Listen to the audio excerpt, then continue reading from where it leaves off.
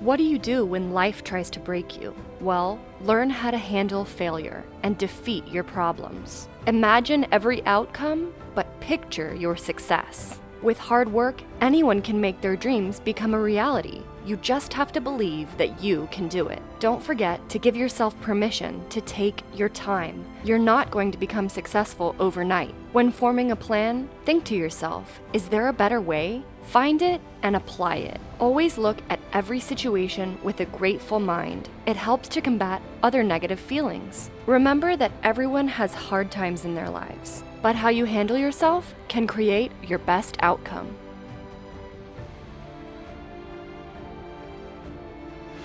We should know how to handle not only how to handle the success, how to handle the failures. Particularly you are in the management environment, I want the young people to understand how to manage the failure. Because any task you do, you have to come across problem. Problem should not become the captain of the individual or the project chief. The project chief should become the captain of the problems and defeat the problem and succeed. If you want to be discoverers, if you want to be innovators, I am going to give you what type of characteristic you must have. Invention and discoveries have emanated from creative minds that have been constantly working and imaging the outcome. The telephone, he was imaging the outcome in the mind. With imaging and constant effort, all the forces of the universe work for that inspired mind, thereby leading to invention and discoveries. As a child, I used to go and sit in my dad's office chair, swivelling around, dictating imaginary faxes to imaginary secretaries and running an imaginary multi-million-pound business. I started to make my dreams a reality when I had the idea, at only 12, to become an assistant coach of a highly successful local tennis coach. Because of my experience working with the coach, when I was just 16, I was able to pass my coaching exam straight away, and I started my own tennis academy. From there, I started a computer business when I was 18, and I now have a portfolio of companies ranging from media to telecoms, retail and leisure to publishing and property. That is my story, but there's one thing that I truly believe: anyone can make their dreams become reality and live out their own story of entrepreneurial success. They just have to believe that they can do it. Every entrepreneur's story starts with the aspiration to succeed. Awakening this aspiration is the main focus of Global Entrepreneurship Week. Global Entrepreneurship Week provides a great opportunity to celebrate with entrepreneurs from around the globe by bringing them together to share their experiences and their successes.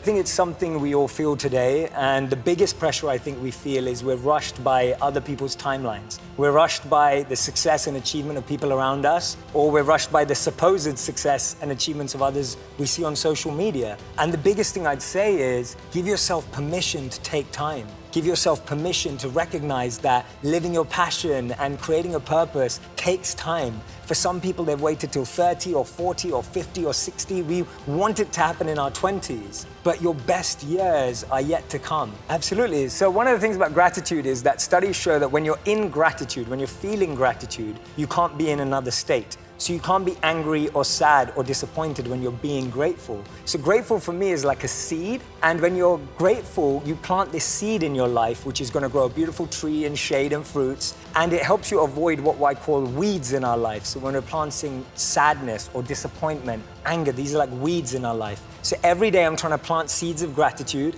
and I recommend doing it the first thing you do in the morning, but even more importantly, the last thing you do before you go to bed. Because when you do it before you go to bed, you wake up with gratitude in the morning. So it programs your mind to be grateful the next day.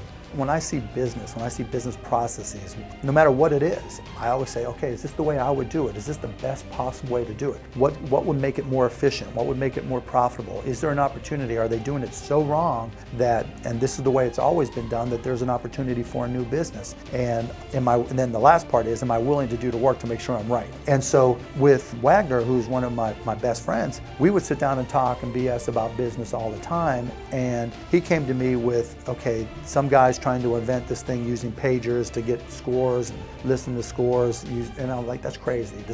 All this internet stuff is happening. You know, now when we listen to an Indiana basketball game, somebody puts a radio next to a speakerphone and we get on the other side down here in Dallas and listen to it on the speakerphone. You know, there's got to be a better way. And so it was, on one hand, because the fact I love to listen to Indiana basketball, I'm a big fan, created the opportunity, but it really was the same way I approach everything. Thank you for watching, and please don't forget to like, comment, and subscribe.